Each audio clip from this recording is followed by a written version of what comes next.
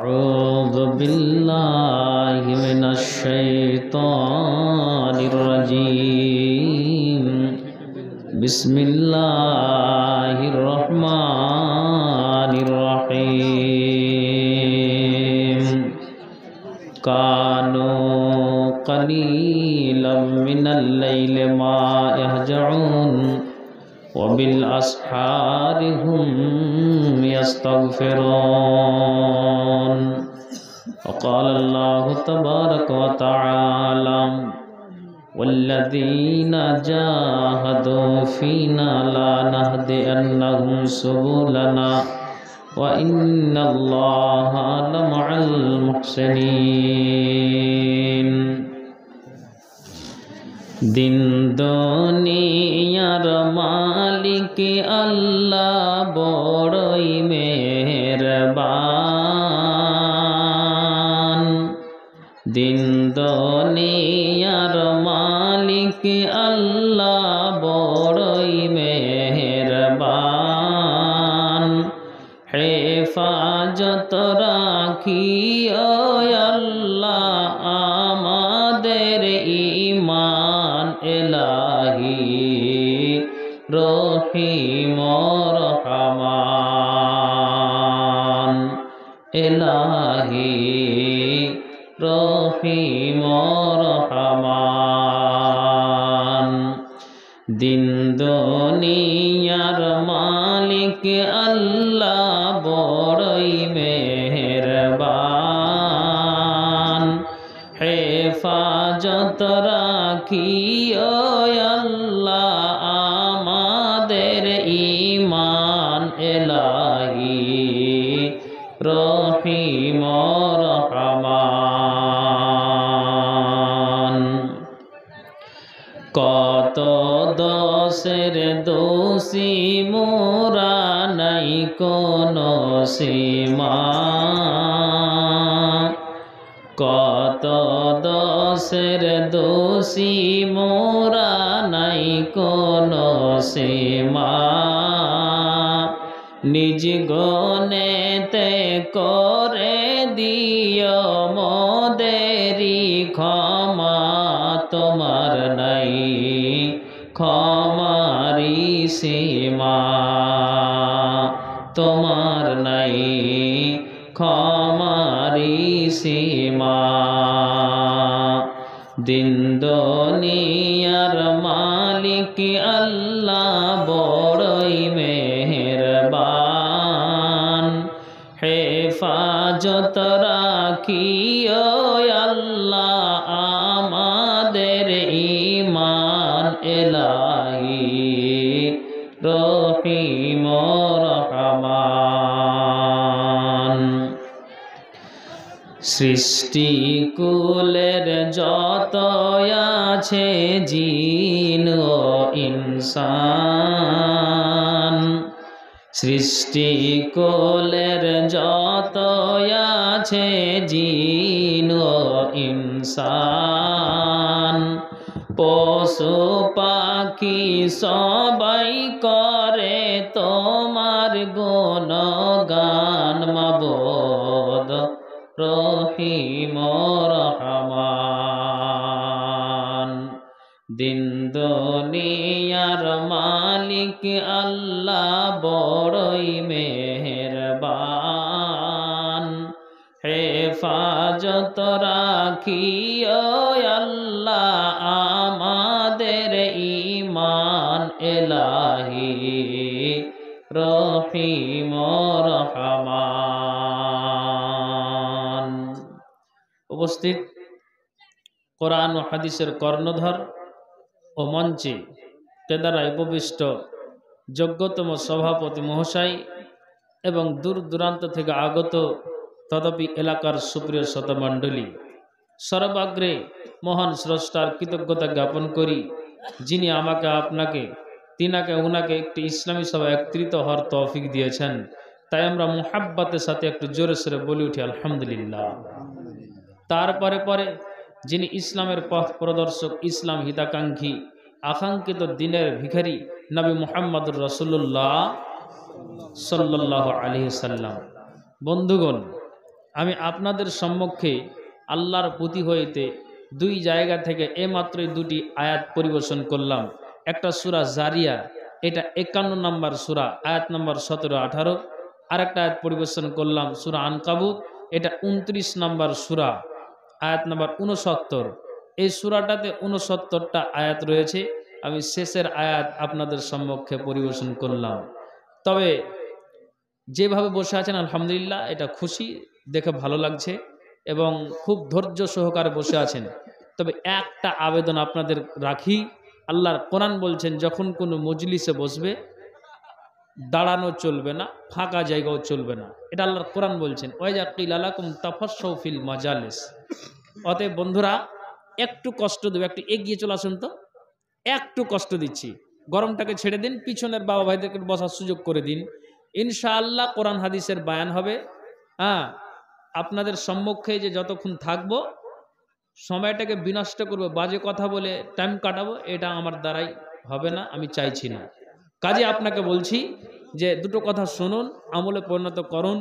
কবরের জোগাড় করতে হবে, হাসরের ময়দানে যেন আমরা উজ্জ্বল হতে পারি তার ব্যবস্থা এখনই নিতে হবে। অতএব যারা এসেছেন ভাগ্য মনে করবো, একটু চলে আসুন, একটু এগিয়ে যান ভাইজান, একটু আসেন।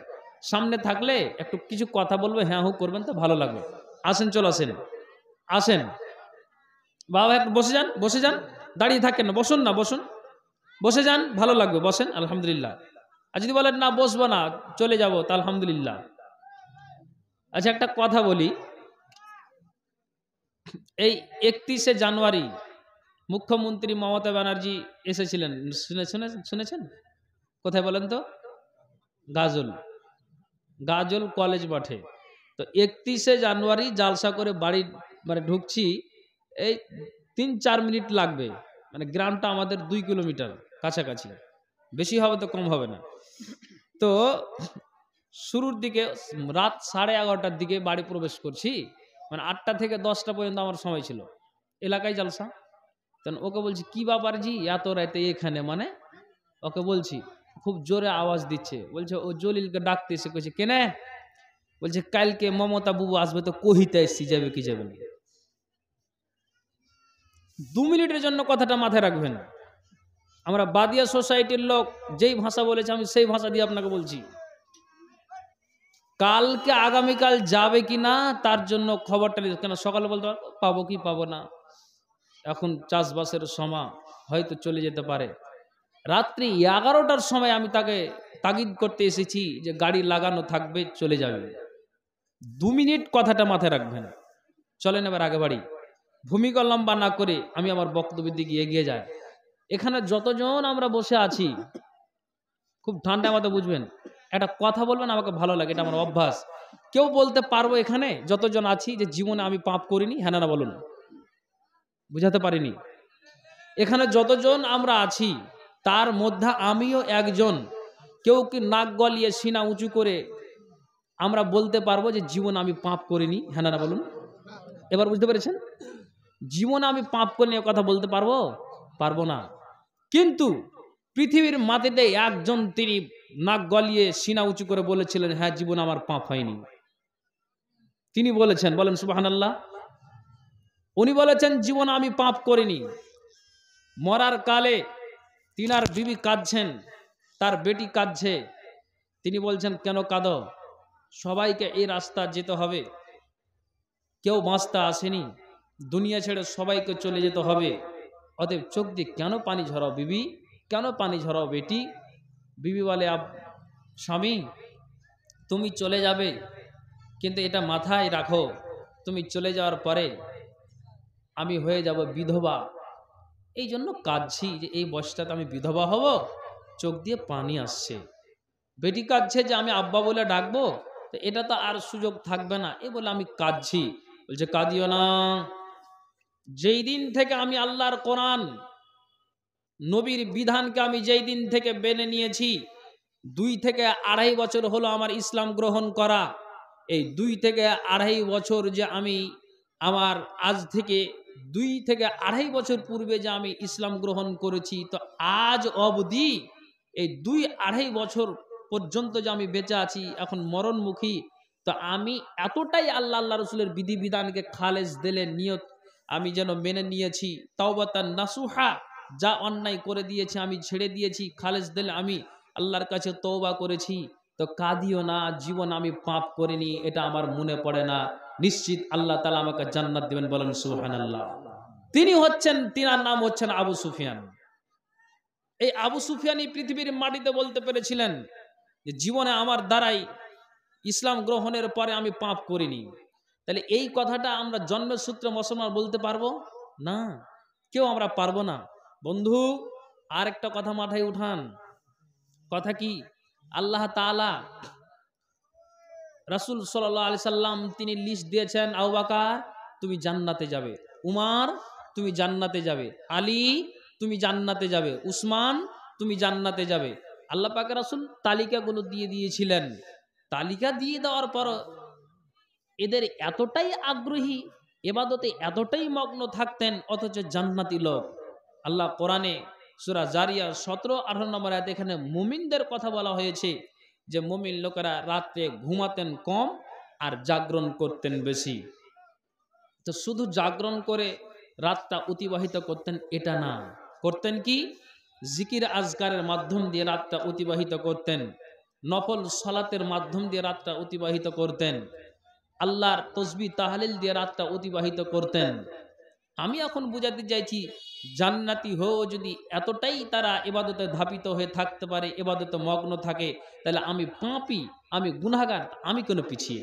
কথা বুঝাতে পেরেছি? আমি কেন পিছিয়ে? চলুন আপনাকে একটা কোরআনের আয়াত দিয়ে বুঝাই। আল্লাহ সূরা মুমিন 40 নম্বর সূরার 7 নম্বর আয়াত আল্লাহ উল্লেখ করছেন। কি বলছেন? আউযু বিল্লাহি মিনাশ শাইতানির রাজিম। আল্লাযীনা ইয়াহমিলুনাল আরশা ওয়া মান হাওলাহু ইউসাব্বিহুনা বিহামদি রাব্বিহিম ওয়া ইউমিনুনা বিহি ওয়া ইস্তাগফিরুনা লিল্লাযীনা আমানু রব্বানা ওয়াসি'তা কুল্লা শাইইন রাহমাতাও ওয়া ইলমা ফাগফির লিল্লাযীনা তাবু ওয়াত্তাবাউ সাবিলাকা ওয়াকিহিম আযাবাল জাহিম। আল্লাহর কোরআন, আল্লাযীনা ইয়াহমিলুনাল আরশা, যারা আল্লাহর আরশকে ধারণ করে, ওয়ামান হাওলাহু, এবং যারা এর চারপাশে রয়েছে, ইউসাব্বিহুনা বিহামদি রাব্বিহিম, তারা তাদের রবের প্রশংসা সহ তাসবিহ বয়ান করে এবং তার প্রতি ঈমান রেখে বলে, রব্বানা, এ আমাদের রব, আপনি আপনার রহমত দ্বারা ও জ্ঞান দ্বারা সব কিছুকে পরিব্যাপ্ত করে রয়েছেন।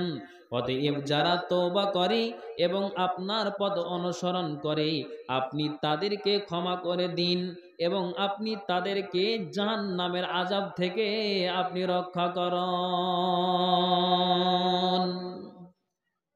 কথা কোনটা বুঝাতে চাই? মুমিনদের জন্য তারা ক্ষমা চেয়ে বলে।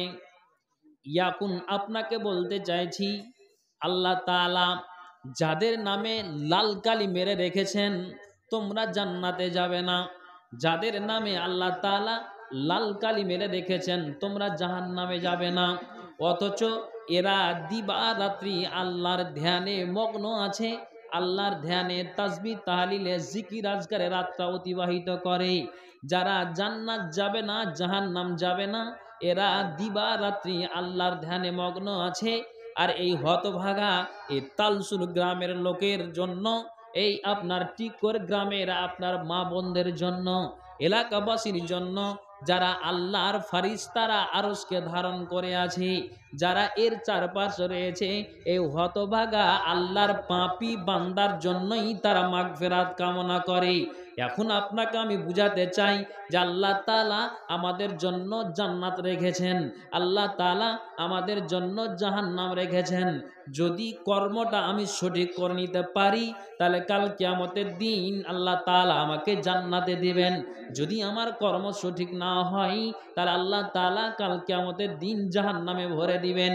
এখন কাজের কথাতে আছেন যে যারা জান্নাত যাবে না জাহান্নাম যাবে না, এরা যদি আমাদের জন্যই মাগফিরাত কামনা করে তাহলে এরা পাপী, এরা তালসুর গ্রামের লোকেরা। তাহলে আমরা গুনাহগার বান্দা, আমরা কেন আল্লাহর কাছে মাগফিরাত কামনা করছি না? জি, এটা আপনাকে বুঝাবার জন্য বললাম। কেন? কেনর মানে হলো আপনি আমার সাথে একটা কথা বলবেন। কথা কি? যদি হ্যাঁ হয়তো হ্যাঁ বলবেন, না হয়তো না বলবেন। কথা বলবেন, ভালো লাগবে, সবাই বলবেন। কোনদিন আল্লাহ পাকে রাসূল মিথ্যা কথা বলেছেন? আলহামদুলিল্লাহ, সবাই বলবেন, নেকি আছে। কোনদিন রাসূল মানুষকে ধোঁকা দিয়েছেন? ইয়াতিমের মালকে রাসূল ভক্ষণ করেছেন? তাহলে নবীর দ্বারা দিয়ে অন্যায় হয়নি, নবীর দ্বারা দিয়ে মিথ্যা কথা হয়নি, ইয়াতিমের মালকে ছিনিয়ে নেয়নি। এক কথায় আল্লাহ রসুল, আল্লাহ তাআলা তার জীবনের অগ্রপশ্চাৎ সমস্ত গুনাহকে আল্লাহ তাআলা মোচন করে দিয়েছেন। অথচ এর নবী মুহাম্মদ রাসূলুল্লাহ পড়ুন সাল্লাল্লাহু আলাইহি ওয়াসাল্লাম, তিনি বলছেন, তিনি আল্লাহর কাছে অ্যাপ্লিকেশন জানান, আপনারাও দোয়াটা মুখস্থ করেন। যার জীবনের গুনাহকে আল্লাহ তাআলা মোচন করেছেন, অথচ এই নবীটা আল্লাহকে অ্যাপ্লিকেশন জানায়। কি জানাই? মাবুদ রে আমার, আল্লাহুম্মা ইন্নী আসআলুকা ফিলাল খায়রাতি ওয়া তারাকাল মুনকারাতি ওয়া হুব্বাল মাসাকিন। আল্লাহকে অ্যাপ্লিকেশন জানাই, মাবুদ রে আমার, তুমি আমাকে ভালো কাজ করার এবং মন্দ কাজকে ছেড়ে দেওয়ার এবং মিসকিনদের প্রতি মহব্বত রাখার, ভালোবাসার তুমি তৌফিক দান করো। ইয়া আল্লাহ ওয়া আনতা গফিরালি, আমার উঠতে গিয়ে, আমার চলতে গিয়ে, আমার বসতে গিয়ে, আমার কদম ফেলতে গিয়ে যদি আমার ভুল হয় তাহলে মাবুদ রে, আমি তোমার বান্দা, তোমার একজন আমি নবী, আমার উঠতে গিয়ে, বসতে গিয়ে, চলতে গিয়ে, কদম ফেলতে গিয়ে যদি ভুল হয় তাহলে তুমি একজন গফুরুর রহিম, আল্লাহ তুমি আমাকে মাফ করো। ওয়া তারহামনি, এবং আল্লাহ তুমি আমার প্রতি দয়া করো। তাহলে এক্ষুনি বললেন যে নবীজি মিথ্যা কথা বলেন না, মানুষকে ধোঁকা দেননি, ইয়াতীমের মালকে ভক্ষণ করেননি। তারপরও নবীজি যদি এইভাবে আল্লাহর কাছে অ্যাপ্লিকেশন জানান, তাহলে আমি আপনি পাপী গুনাহগার, কতবার আল্লাহকে ডাকতে হবে এটাই চিন্তা করুন। আচ্ছা, দোয়া করি, ঠিক আছে, এটাই চিন্তা। একটু আস্তে, একটু আস্তে বলুন, একটু আস্তে, হ্যাঁ একটু আস্তে বলুন, করে দিছি, জান। তাহলে বুঝা গেছে কথা? একটু হ্যাঁ না বলেন তো বন্ধুরা, বুঝতে পেরেছেন? হ্যাঁ, তাহলে আমরা পাপী, তা আমাদেরকে কতটা জোর দিতে হবে, কতটা গতি দিতে হবে। তিনি নবী মুহাম্মদ রাসূলুল্লাহ সাল্লাল্লাহু আলাইহি ওয়াসাল্লামের অগ্রপশ্চাৎ জীবনের গুনাহ আল্লাহ মোচন করেছেন, তারপরও তিনি যদি এইভাবে আল্লাহকে অ্যাপ্লিকেশন জানান, তাহলে আমাকে আপনাকে কতটা গতি দিতে হবে চিন্তা করে দেখেছেন? মাথায় কথাগুলো উঠিয়ে বাড়ি দিয়ে যান, আমলের চেষ্টা করুন। কতদিন বাঁচবে, কতদিন বাঁচবেন? জি, কেন? কোরআন হাদিসকে গবেষণা করে আলেমগণ সমাজের কানে দেয়। এখন আপনাকে একটা কথা বলি, জিনারা হাজিগণ আছেন, জিনারা হাজিগণ আছেন, তিনারা বেশি বলতে পারবেন, যেহেতু স্বচক্ষে তিনারা দেখেছেন। কত আমরা পাপী, কত গুনাহগার, একটু মাথায় উঠান। রাসূলের হাদিস বলছেন, নাজালাল হাজারুল আসওয়াদু মিনাল জান্নাতে, পৃথিবীর মানবরে একটা আপনার যে কাবা শরীফের পশ্চিম দক্ষিণ কোনায় যে পাথরটা রাখা আছে ওটাকে বলা হয় হাজরে আসওয়াদ, জানি না আমরা? ওই পাথরটাকে বলা হয় হাজরে আসওয়াদ। তো নবীজি বলছেন যে ওই পাথরটাকে কাবা শরীফের পশ্চিম দক্ষিণ কোনায় রাখানো আছে। নবীজি বলছেন, নাজালাল হাজারুল আসওয়াদু মিনাল জান্নাতে, যখন ওই পাথরটা জান্নাত থেকে অবতীর্ণ করা হয়, তো তখন ওই পাথরটা ছিল কেমন, যেমন এই লাইটগুলোকে বন্ধ করে দিলে যেমন আপনি আমার চেহারা বুঝতে পারবেন না, আপনার চেহারা আমি বুঝতে পারবো না। লাইট বন্ধ করে দিতে গেলে সারাটা প্যান্ডেল অন্ধকার হয়ে যায়। যদি লাইটটা এখন চকমক করে জ্বলে তো আপনি আমার চেহারা বুঝতে পারেন, আপনার চেহারা আমি বুঝতে পারি। রাসূল বলছেন শুনে রাখো, যখন ওই পাথরটাকে জান্নাত থেকে অবতীর্ণ করা হয় তখন ওই পাথরটা ছিল কেমন, ওয়াহুয়া আসাদ্দ বায়াজাম মিনাল লাবানি, ওই পাথরটা ছিল দুধের চাইতো সাদা। দুধ যেমন সাদা তো তার চাইতো পাথরটা ছিল সাদা। নবীজি বলছেন খতায়া বানি আদম, এ বানি আদমের ভুলের কারণে পাথরটা কালো হয়ে যায়। একবার বলেন সুবহানাল্লাহ। এই বানি আদমের গুনহার কারণে পাথরটা কালো হয়ে যায়। তাহলে এই কত আমরা পাপী, কত গুনাহগার, আল্লাহর কাছে মাগফিরাত কামনা করতে হবে। আয়াত পড়েছি আমি শুরুতেই যে জান্নাতি হয়ে যদি এতটাই তারা আল্লাহর কাছে ধাবিত করে তাহলে আমি আপনি কেন পিছিয়ে আছি? জি কেন? আপনাকে কয়েকটা হাদিস দিচ্ছি, খুব ঠান্ডা মাথা বুঝুন, বুঝে বাড়ি নিয়ে যান, কাজে লাগবে ইনশাআল্লাহ। বসন চলে যাবেন না। হ্যাঁ কি কথা? নবীজি বলছেন আল্লাহ পাকের রাসূলকে জিজ্ঞেস করা হলো সুয়ালা আন আকসিরি মা ইদখুলুন নাসাল জান্নাতা, এটা আবু হুরায়রা থেকে হাদিসটি বর্ণিত। নবীজিকে জিজ্ঞেস করা হলো ইয়া রাসূলুল্লাহ, আল্লাহ পাকের রাসূল বলেন তো সর্বাধিক পরিমাণে কোন বস্তু আল্লাহর জান্নাতে নিয়ে যাবে?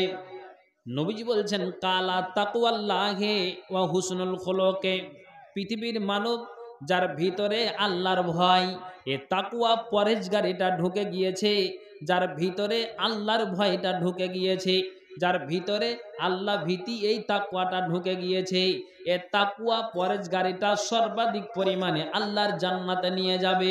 ও হুসনুল খুলুকে, পৃথিবীতে যার চরিত্রটা ভালো, যার ব্যবহারটা ভালো, যার আখলাকটা ভালো, এই দুই বস্তু সর্বাধিক পরিমাণে আল্লাহর জান্নাতে নিয়ে যাবে। এবার নবীজিকে জিজ্ঞেস করা হলো ওয়াসুয়ালা আন আকসিরি মা ইদখুলুন নাসান নারা ইয়া রাসূলুল্লাহ, আল্লাহ পাকের রাসূল আপনি বলেন তো সর্বাধিক পরিমাণে কোন বস্তু আল্লাহর জাহান্নামে নিয়ে যাবে? নবীজি বলছেন কালাল ফামু ওয়াল ফারজ, পৃথিবীর মানবরে তোমরা সদা সর্বদা রাস্তায় চলবে, তোমাদের মুখটাকে তোমরা কন্ট্রোল করে চলবে, তোমার মুখের দ্বারা দিয়ে তোমার বিবি কষ্ট না পাই, তোমার স্বামী কষ্ট না পাই, তোমার পাড়া প্রতিবেশী লোক যেন কষ্ট না পাই, বাড়িতে যেন তোমার পরিবার কষ্ট না পাই, এলাকাবাসী কষ্ট না পাই। মুখ দিয়ে আবর্জনা কথা বের করিও না, এই মুখটাকে সদা সর্বদা কন্ট্রোল করে চলো। যদি এই মুখটাকে কন্ট্রোল না করে চলো, কাল কিয়ামতের দিন তোমার মুখ তোমার বিপক্ষ হয়ে যাবে। আর তোমার মুখ তোমার বিপক্ষ হতে গেলে কিয়ামতের দিন এই মুখ তোমার বিরুদ্ধে কথা বলবে, তোমাকে জাহান্নাম খানাতে যেতে হবে। তারপরে নবীজি বলছেন ওয়াল ফারজ, নিজের নিজের সতীত্বটাকে, নিজের নিজের আবরুটাকে যারা রক্ষা না করে নিতে পেরেছে, এই দুই বস্তু মুখ এবং লজ্জা স্থান সর্বাধিক পরিমাণে আল্লাহর জাহান্নামে নিয়ে যাবে। কাজের কথা আপনাকে বলছি, নবীজি বলছেন এই তাকওয়া পরহেজগারি এবং আপনার ব্যবহার, এই দুটা বস্তু যদি কন্ট্রোল রাখতে পারেন তাহলে এই দুই বস্তু সর্বাধিক পরিমাণে আল্লাহর জান্নাতে নিয়ে যাবে। অথচ মা আয়েশাকে জিজ্ঞেস করা যখনই হতো তখনই নবীজির কথা বলা হতো। মা আয়েশাকে জিজ্ঞেস করা হতো বলেন তো আল্লাহ পাকের রাসূলের ব্যবহার কেমন, চরিত্র কেমন? তখন তিনি বলতেন খুলুকুহু আল কোরআন, যেমন হলো কোরআন তেমনি হলো নবীর ব্যবহার। দুনিয়ার মানুষ রে, অথচ নবীজির এতটাই দিনার চরিত্রবান মানুষ, তিনি নাম্বার ওয়ান, তিনি এতটাই চরিত্রবান মানুষ, অথচ আল্লাহ পাকের রাসূল নিজেই আল্লাহর কাছে অ্যাপ্লিকেশন জানায় মাবুদরে আমার আল্লাহুম্মা হদিনি লিআহসানিল আমালি ওয়া আহসানিল আখলাকে লা ইয়াহদি লিআহসানিহা ইল্লা আনতা।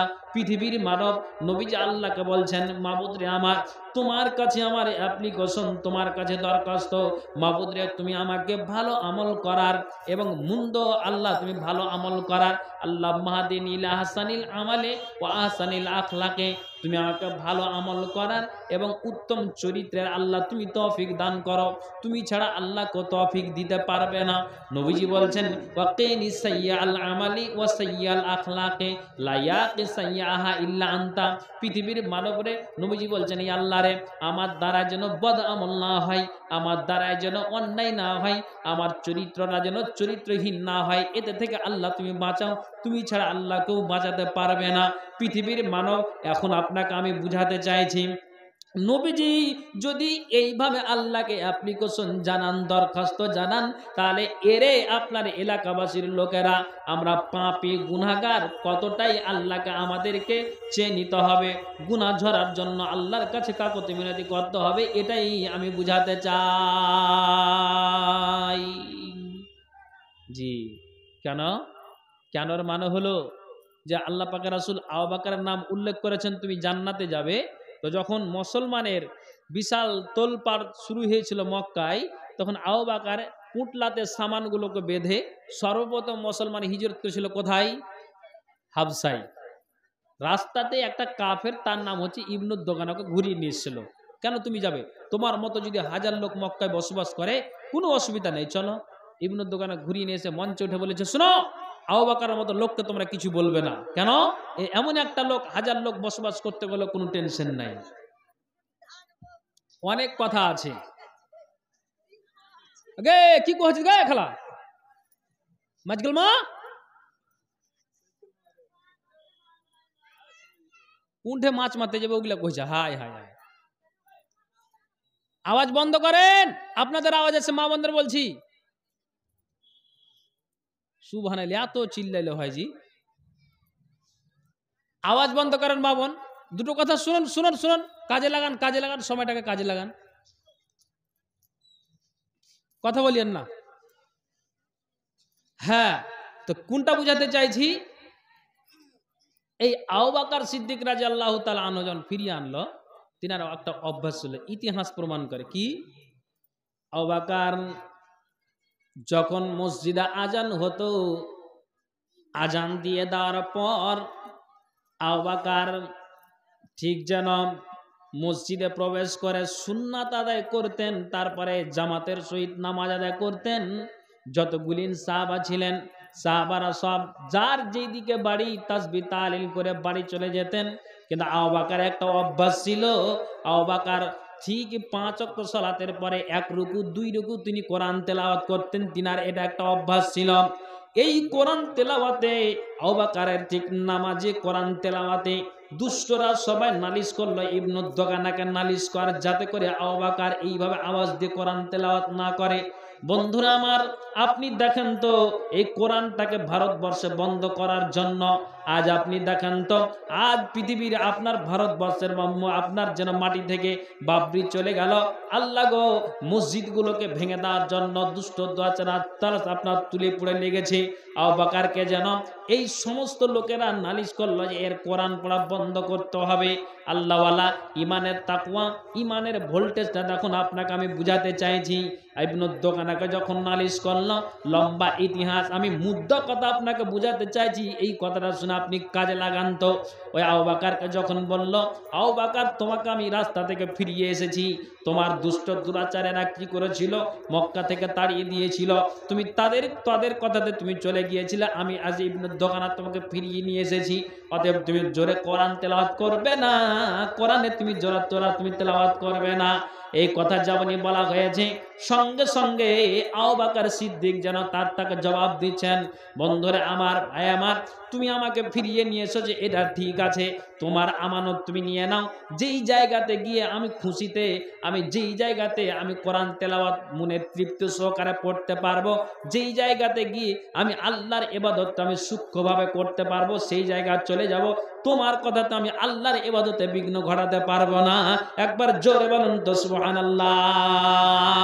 রঙিন এই পৃথিবী ছাড়িতে হইবে, সাদের ওই দেহ মাটিতে খাইবে, সন্দ হবে জিন্দেগানি কার লাগিয়া, या तो माया या तो चोखेर पानी कर লাগিয়া या तो माया या तो চোখের পানি সন্ধ্যা হলে ডুবিবে বেলা সঙ্গ হবে ভবেরি মেলা কেউ বা দিবে আখেরি গোসল কেউ বা দিবে আখেরি গোসল কেউ বা আনবে আতর দামি কার লাগিয়া ইয়া তো মায়া ইয়া তো চোখের পানি রঙিন এই পৃথিবী ছাড়িতে হইবে সাদারই দেহু মাটিতে খাইবে সঙ্গ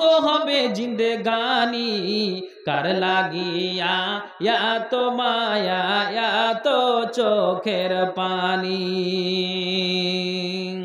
বন্ধু আমার, এই কথাটা যেমনই বলেছেন, আবার তোমার আমানত ফিরিয়ে নাও, কিন্তু আমি আল্লাহর ইবাদতে বিঘ্ন ঘটাতে পারবো না। এই তাকওয়া আমার আপনার থাকতে গেলে আল্লাহর জান্নাতে যাওয়া যাবে। আবু বকর, আল্লাহর কোরআন বলছেন, নবীর হাদিস বলছেন, বুখারী শরীফের হাদিস, কুল্লা লাইলাতিন ইলা সামাই দুনিয়া, দুনিয়ার আকাশ আল্লাহ তাআলা রাতটাকে আপনি 3 ভাগে ভাগ করবেন, 2 ভাগে সরিয়ে শেষ অংশে রাতটা নেবেন। আল্লাহ তাআলা এই দুনিয়ার আকাশে নেমে আসেন, এসে 3টা কথা বলেন। তার মধ্যে আল্লাহ তাআলা এটা কথা বলেন, কে বান্দা, তালসুর গ্রামের কোন বান্দা আছরে, বান্তি আছরে, পাপ করেছো, তোমার পাপ বলে স্মরণ হয়, এসো এসো এসো এসো, তোমাদের জন্য আমি চেয়ে আছি। কে তোমরা চাইছো? গুনাহ তোমার পাহাড় পরিমাণ হয়ে গিয়েছে, মাথা থেকে নিয়ে পা পর্যন্ত উহুদ পরিমাণ পর্যন্ত গুনাহ করেছো। আয় রে বান্দা আয়, আমাকে ডাক, আমি আল্লাহ তাআলা তোমার গুনাহকে ঝরার জন্য প্রস্তুত আছি রে। তা আল্লাহ পাকের রাসূল আবু বকর সিদ্দিক রাদিয়াল্লাহু তাআলা আনহুর যে কথাটা আমি বলছিলাম, নবীজির এটা শ্বশুর, এই আবু বকর সিদ্দিক রাদিয়াল্লাহু তাআলা আনহুর ঠিক গভীর নিশিতে মসজিদে নববীতে চলে গিয়ে আবু বকর কি করেছেন, আল্লাহর কাছে আপনার 2 রাকাত 4 রাকাত নফল সালাত আদায় করে নেওয়ার পর ঠিক যেন মসজিদে পশু পাখি সবাই ঘুমিয়ে আছে, মানুষেরা কেউ চেতন নাই, আর ওই সময়ে আবু বকর কাঁদছেন, চোখ দিয়ে পানি ঝরাচ্ছেন। আর নবীজি বলে দিয়েছেন, শুনে রাখো, 2 শ্রেণীর চক্ষুকে জাহান্নামের আগুন স্পর্শ করবে না। নবীজি অন্য হাদিসে বলে দিয়েছেন, শুনে রাখো, 3 শ্রেণীর চক্ষুকে জাহান্নাম দেখবে না, লজ্জা পেয়ে যাবে। তার ভিতরে নবীজি বলছেন, আইন বা কাতমিন খাসিয়াতিল্লাহ, পৃথিবীর মানুষ যারা আল্লাহর ভয় অস্ত্র ঝরিয়ে দিতে পারবে, এই শ্রেণীর চক্ষুকে জাহান্নামের আগুন স্পর্শ করবে না। একবার জোরে বলেন সুবহানাল্লাহ। আবু বকর গভীর নিশিতে কাঁদছেন, মাবুদ রে আমার, তোমার কাছে আমার অ্যাপ্লিকেশন, আল্লাহ তুমি রহমান, তুমি রক্ষণাবেক্ষণকারী, তুমি, আমি আল্লাহ পাপী গুনাহগার, তোমার কাছে আমার অ্যাপ্লিকেশন, তোমার কাছে আমার দরখাস্ত। এ আবু বকরকে আল্লাহ একটা তুমি মানুষ না বানিয়ে, আবু বকরকে তুমি একটা মানুষ না বানিয়ে আল্লাহ তুমি কি করতে, যদি তুমি পশু বানাতে, পাখি বানাতে, গাধা গরু বানাতে, তাহলে কিয়ামতের দিন পশু পাখির হিসাব হতো না। লাম উহুজার লিল হিসাব, কিয়ামতের দিন পশু পাখির হিসাব হতো না। আল্লাহ রে, আবু বকরকে তুমি মানুষ না বানিয়ে যদি তুমি পশু বানাতে, সবচেয়ে আমার এটা ভালো হতো। এখন আপনাকে বুঝাতে চাই, তিনি হলেন জান্নাতি। যদি তারপরও এইভাবে আল্লাহকে অ্যাপ্লিকেশন জানারা মুখ দিয়ে কথা উচ্চারণ করেন, এর তালসুর গ্রামের লোকেরা, মা বোনেরা, আমরা পাপী, আমরা গুনাহগার, তাহলে আমাদেরকে কতটাই জোর লাগাতে হবে, এটাই আমি বুঝাতে চাই। কেন? কেনর মানে হলো, নবীজি বলছেন, কি বলছেন, ইন্নাল মুমিনা ইজা আজনাবা কানাত নুকতাতান সাওদা ফি কলবিহি, পৃথিবীর মানবরে, নিশ্চয় মুমিন বান্দা যখন গুনাহ করে তার অন্তরে লম্বা হয়ে কালো দাগ পড়ে যায়। রাসূল বলছেন, শুনে রাখো, যখন সে মুমিন বান্দা পাপ করে, গুনাহ করে, পাপের সাথে জড়িয়ে যায়, তার অন্তরে যেন কি করে, লম্বা হয়ে কালো দাগ পড়ে যায়। রাসূল বলছেন, ফা ইন তাবা, তার 50 বছরের মাথায় তার গুনাহ বলে স্মরণ হয়েছে, আল্লাহ আর জীবনে অন্যায় করব না, জীবনে আল্লাহ আর পাপ করব না, জীবনে আল্লাহ আর অন্যায়তে যাব না, তুমি আল্লাহ রক্ষণাবেক্ষণ, আরে তুমি আল্লাহ রহমানুর রহিম, তুমি আমাকে, তুমি গফুরুর রহিম, তুমি আমার জীবনের পাপ আল্লাহ তুমি মোচন করে দাও। রাসূল বলছেন, ফা ইন তাবা, যদি সে তওবা করে, ওয়া নাজা, আল্লাহ ছেড়ে দিলাম, জীবনে আর অন্যায় করব না, জীবনে আর পাপ করব না। নবীজি বলছেন, যদি লোকটা খালিস নিয়তে তওবা করে নাই, তো সুকেলা কালবাহু। রাসূলের হাদিস বলছেন, একটা আপনার জামাকে সার্ফ সাবান দিয়ে যখন সাফ করা হয় তখন আপনার জামাটা কিভাবে পরিষ্কার হয়ে যায়, ওই জামাতে আর ময়লা থাকে না, সুন্দরভাবে পরিষ্কার হয়ে যায়। পৃথিবীর মানব, কাজেই নবীজি বলছেন যখন তুমি কি করবে, তওবা করবে, জীবন আল্লাহ আর পাপে যাব না, অন্যায় আল্লাহ আর করব না, ছেড়ে দিলাম ছেড়ে দিলাম। ওই সারাফ সাবান দিয়ে ওই যেমন ময়লা কাপড়টাকে পরিষ্কার করা হয়, ময়লা আর থাকে না, তেমনি নবীজি বলছেন যখন তুমি তওবা করবে আর তুমি আল্লাহর কাছে খালেস নিয়াত তওবা করে গুনাহ ছেড়ে দিবে, তখন তোমার অন্তরটাকে ধুয়ে মুছে পরিষ্কার করে দেওয়া হয়। জোরে বলেন একবার সুবহানাল্লাহ। কিন্তু নবীজি বলছেন ফাইন জাদা জাদাত হাত্তা ইয়ালুয়া কালবাহু। পৃথিবীর মানবরে নবীজি বলছেন যখন তুমি কি করবে, তুমি গুনাহ করেই যাবে, পাপ করেই যাবে। তার মানে তুমি আজকে শুক্রবারের দিন তুমি তওবা করলে, মাবুদরে আর করব না, আবার সোমবার হতে না হতে তুমি জেনার আড্ডায় চলে গিয়েছো, পাপের আড্ডায় চলে গিয়েছো। আল্লাহ রে, তুমি জেনার আড্ডায়, চুরির আড্ডায়, ডাকাতি চিন্তায় তুমি জড়িয়ে গিয়েছো। রাসূল বলছেন যখন এই লোকটা আপনার শুক্রবারে তওবা করে, সোমবার আসতে না আসতেই আবার তওবার টাকা তার ভেঙে দেয়, রাসূল বলছেন গুনাহ করে তওবা করে, জিনা করে তওবা করে, চুরি করে তওবা করে, ডাকাতি করে তওবা করে। রাসূল বলছেন শুনে রাখো, যখন সে আপনার এইভাবে গুনাহ করতেই যায় তখন তার অন্তরে লম্বা হয়ে কালো দাগ বেড়ে যায়, কালো দাগ বেড়ে যায়। জি, খালেস নিয়াতে করতে হবে। আমি বুঝাতে চাই যে কোনটা, নবীর ইতিহাস ফলো করতে হবে, যে আল্লাহ পাকে রাসূল সাল্লাল্লাহু আলাইহি সাল্লাম যে বলে দিয়েছেন যে শুনে রাখো, গভীর নিশিতে তুমি আল্লাহকে ডাকো, আল্লাহ তাআলা আমার আপনার জীবনের গুনাহকে মোচন করে দিবেন। এবার আপনি বলেন মুফতি সাহেব পদ্ধতি, হ্যাঁ আল্লাহ তাআলা কোরআনে, নবীজি হাদিসে স্পষ্ট বলেছেন। আপনি কত হাদিস নেবেন, দিবেন কত?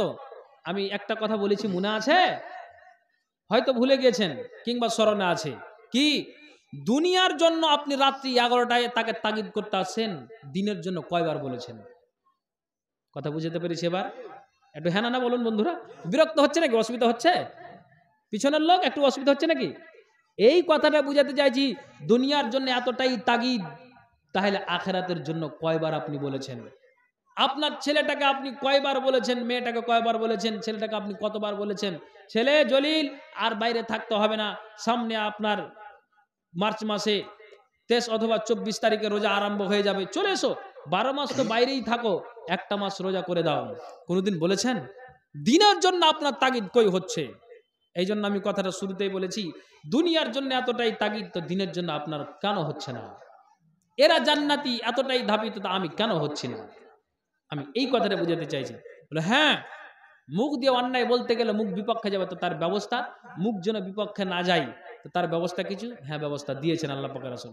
শুনুন, শুনে কথার কাজে লাগান। শর্ট করে বলছি আমি, গভীর রাত হতে চলেছে, কিন্তু কাজের কথা বলবো, যতটি বলবো কাজের কথা, যেন শুনে আমল যেন আমরা করতে পারি, আল্লাহ যেন তৌফিক সকল বলি আল্লাহুম্মা আমিন। কি কথা? নবীজি বলছেন লাকিতু ইব্রাহিমা লাইলাতা উসরিয়া বি ফাকালা ইয়া মুহাম্মদ আকরি উম্মাতাকা মিন্নিস সালাম। রাসূলের হাদিস, নবীজি বলছেন মেরাজের রজনীতে আমার সঙ্গে সাক্ষাৎ হলো, আমার সঙ্গে মুলাকাত হলো, তিনার নাম ইব্রাহিম আলাইহিস সালাম। তিনার সঙ্গে যখন মুলাকাত হলো, যখন আমার সাক্ষাৎ হলো, তখন তিনি আমাকে বললেন নবী মুহাম্মদ আকরি উম্মাতাকা মিন্নিস সালাম, আমার পক্ষ থেকে তোমার উম্মতকে সালামটা পৌঁছে দিবে, তারপরে তুমি এই খবরটা জানিয়ে দিবে ও আসবাতুল মাই, তার যেন জান্নাতের পানি এত সুস্বাদের, জান্নাতের পানি এত মিঠা, জান্নাতের পানি এত মিষ্টি, জান্নাতের পানি এত খুশবুদার, তুমি তোমার উম্মতকে এই পানির কথা জানিয়ে দিবে। আর তুমি নবী মুহাম্মদ গান খুলে শোনো, তোমার উম্মতকে এটাও জানিয়ে দিবে জান্নাতের পানি, জান্নাতের মাটি এত যেন মুলাম, জান্নাতের পানি, জান্নাতের মাটি এত মুলাম, এতটাই সুন্দর, এতটাই জান্নাতের বালাখানা সুন্দর, তোমার উম্মতকে জানিয়ে দিবে। তবে হ্যাঁ নবী মুহাম্মদ, তুমি কান খোলো শোনো, যদি তোমার উম্মতেরা উঠতে বসতে চলতে ফিরতে 4টা বাক্যকে ঘুম ভেঙেছে যদি তারা উচ্চারণ করে, আর তোমার উম্মতেরা যদি উঠতে বসতে চলতে ফিরতে তারা যদি মুখ দিয়ে এই কথাগুলো উচ্চারণ করে, তাহলে শুনে রাখো এর তো আর উম্মতের যদি পূর্বের আমল গুণে সঠিক হয়ে যায়, তাহলে রাসূল বলছেন শুনে রাখো এ তোমার পূর্বের আমল যদি সঠিক হয়ে থাকে তোমার উম্মতের, আর এই বাক্যগুলোর উচ্চারণ করবে তার মুখ বিপক্ষে যাবে না, কিয়ামতের দিন তোমার উম্মত জান্নাতে যাবে। জোরে বলুন একবার সুবহানাল্লাহ। 4টি বাক্যকে নবীজি শিখিয়ে দিলেন, সুবহানাল্লাহি আলহামদুলিল্লাহি ওয়ালা ইলাহা ইল্লাল্লাহু আল্লাহু আকবার। 4টি বাক্য। এখন আপনাকে বুঝাচ্ছি কি কথা। নবীজির জীবনের অগ্রপশ্চাৎ গুনাহ আল্লাহ তাআলা মোচন করেছেন, হ্যাঁ না বলুন, করে দিয়েছেন। তা আয়েশা বলছেন যে আমার পালার দিন নবীজি আমার বাড়ি এসেছেন, সুন্দর করে বিছানাটাকে বিছিয়ে দিয়েছি, আর বিছিয়ে দেওয়ার পরে নবীজি আমার পাশে আসবেন, তিনি ঘুমাবেন। তো ঘুমানোর সময় ঘুমালেন, গভীর নিশীতে 1 লোটা পানি নিয়ে আল্লাহ পাকের রাসূল উজু বানালেন। উজু বানিয়ে আয়েশার কামরাতে তিনি 2 রাকাত সালাত আদায় করলেন। তো আয়েশা বলছেন নবীজি নামাজ পড়ছেন, আমি বিছানায় বসে দেখছি, তো নবীজি মিনমিন মিনমিন করে একটা দোয়া তিনি পাঠ করছেন। কি? সালাম ফেরার পরে কি পাঠ করছেন? আল্লাহুম্মা হাসিবনি হিসাবান ইয়াসিরা, আল্লাহুম্মা হাসিবনি হিসাবান ইয়াসিরা, আল্লাহুম্মা হাসিবনি হিসাবান ইয়াসিরা। তিনি বারবার বারবার পাঠ করে যান। অন্য হাদিসে এসেছে আল্লাহ পাকের রাসূল তিনি এই দোয়াটাকে 5 ওয়াক্তের সালাতে তিনি 100 বার পড়তেন। তার মানে জোহর, আসর, মাগরিব, এশা থেকে নিয়ে তিনি 100 বার পড়তেন। আবার যখন ফজর শুরু হলো তখন তিনি আবার এই দোয়াটাকে পাঠ করতেন। আয়েশা বলছেন আমার কামরাতে পালার দিন তিনি এই দোয়াটা পাঠ করছেন, আল্লাহুম্মা হাসিবনি হিসাবান ইয়াসিরা, আল্লাহুম্মা হাসিবনি হিসাবান ইয়াসিরা। আমি চট করে নবীজিকে জিজ্ঞেস করলাম, কুলতু ইয়া নবী আল্লাহ মাল হিসাবুল ইয়াসির, সহজ হিসাব কি ইয়া রাসূলুল্লাহ। নবীজির চোখ দিয়ে পানি বয়ে গেল। আয়েশা রে তুমি কান খুলে শোনো, কিয়ামতের দিনটা 50,000 বছরের দিন হবে রে। এটা এমন একটা কঠিন দিন, এমন একটা মহাপয়লার দিন, মহাসংকটের দিন। আয়েশা তুমি এটা জেনে রাখো, কিয়ামতের দিন যার হিসাবটাকে যাচাই বাছাই করে পঙ্খানুপঙ্খানুপঙ্খানুপি হিসাবটাকে নেওয়া হবে, যার হিসাবটাকে একবারে খুঁটিনাটি করে নেওয়া হবে, সে নিশ্চিত ধ্বংস হবে। আয়েশা তুমি কান খুলে শোনো, আর যার হিসাবটাকে সহজভাবে নিয়ে ছেড়ে দেওয়া হবে সে আল্লাহর জান্নাতে যাবে। তার হিসাব কঠিন হবে না, সহজ হবে। আমি আল্লাহকে অ্যাপ্লিকেশন জানাই গভীর নিশীতে, মাবুদরে আমার আমি তোমার বান্দা, তোমার নবী, আমার পক্ষ থেকে তুমি মুহাম্মদের সহজ হিসাব নিও। একবার জোরে বলুন সুবহানাল্লাহ। তাহলে আমি এটাই বুঝাতে চাইছি তিনি হচ্ছেন আখেরি নবী, যদিও এতটাই তিনার অগ্রপশ্চাৎ জীবন আল্লাহ তাআলা গুনাহ মোচন করে দিয়েছেন, আমি কেন পিছিয়ে? যে বলছেন বলেন।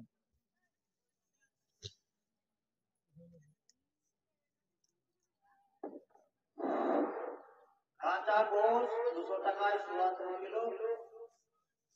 কিলো বিক্রি হচ্ছে, যারা নেবেন তারা ওখানে চলে যান। কাঁচা গোশ বিক্রি হচ্ছে 200 টাকায় সোয়া কিলো। আচ্ছা, তো এবার কয়েকটা কথা বলে নি। হ্যাঁ বলছি আপনাকে, নবীজির বাড়িওয়ালির মধ্যে মানে কেন আল্লাহ পাকের আসলে একাধিক বিবি, তো একাধিক বিবির ভিতরে তিনার বিবি আরেকজন ছিলেন, তিনার নাম হচ্ছে উম্মে সালমা। কি বললাম নামটা? উম্মে সালমা।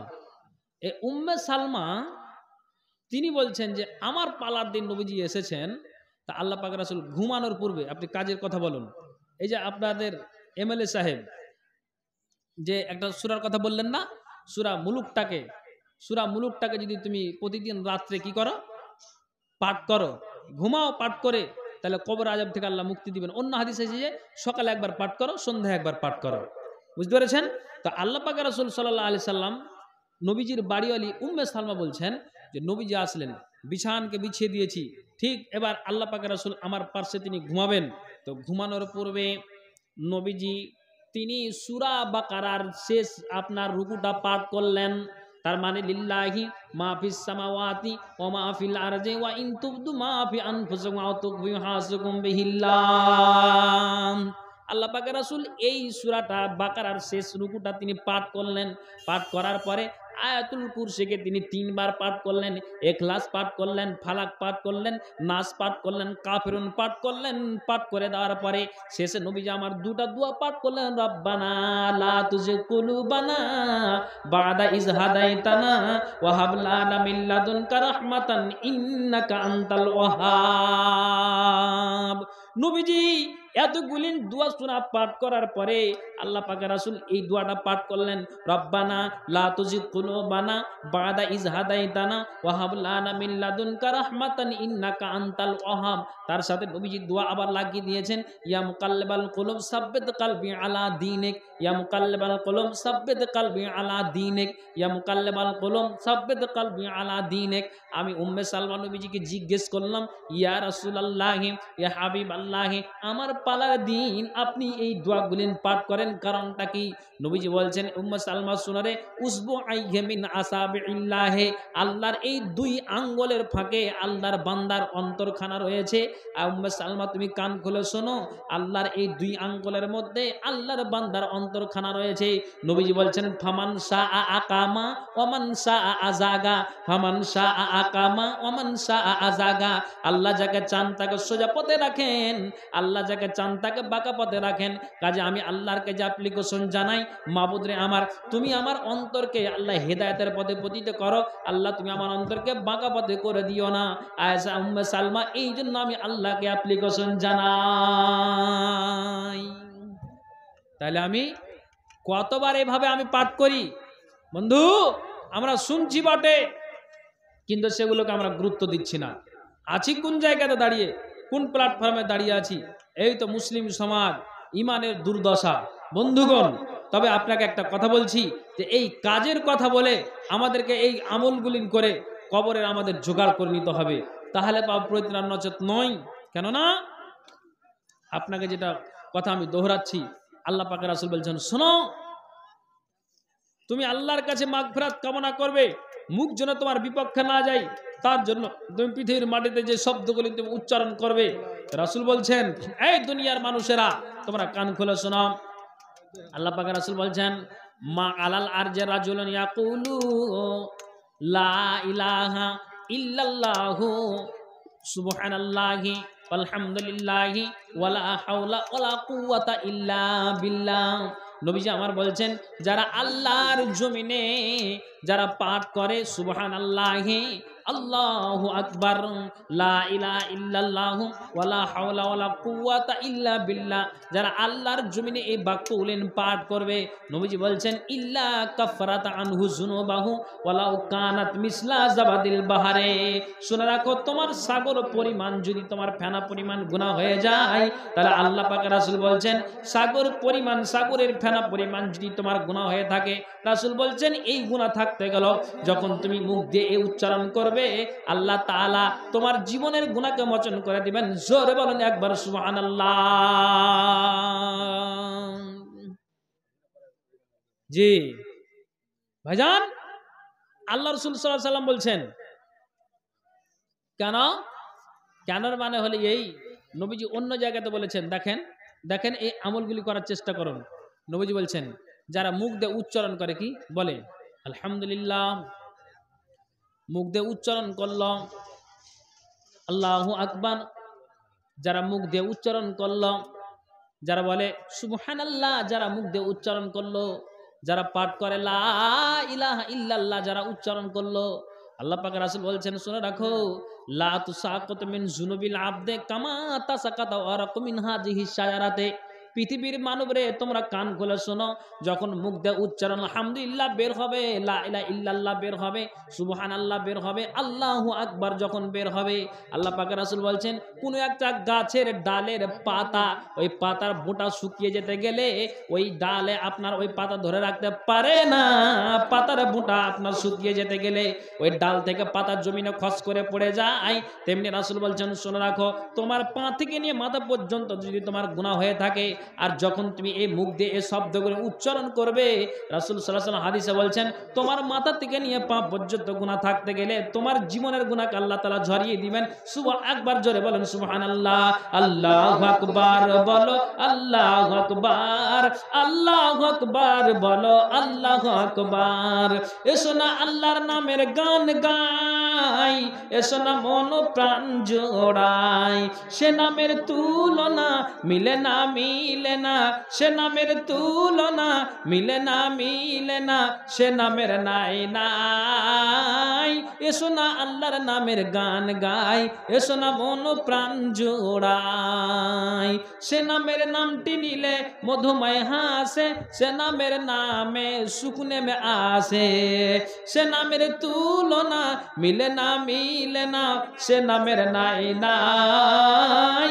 এসো না আল্লাহর নামের গান গাই, এসো না মন প্রাণ জোড়াই। আল্লাহু আকবার বলো, আল্লাহু আকবার, আল্লাহু আকবার বলো, আল্লাহু আকবার। ভাইজান, এগুলো আপনাকে কাজের কথা বলছি, মুখ যেন আমার আপনার বিপক্ষে না যায়। দেখেন আল্লাহ পাক রাসূল হাদিসে বলছেন ইন্নাল্লাহ আস্তাফা মিনাল কালামে আরবা, নিশ্চয় আল্লাহ তাআলা 4টি কালামা বাক্যকে তিনি বাছাই করেছেন। তো নবীজি বলছেন শুনে রাখো, যারা মুখ দিয়ে একবার উচ্চারণ করে, এ আমার দিকে লক্ষ্য করুন। ভাই বিরক্ত হচ্ছেন নাকি আপনারা?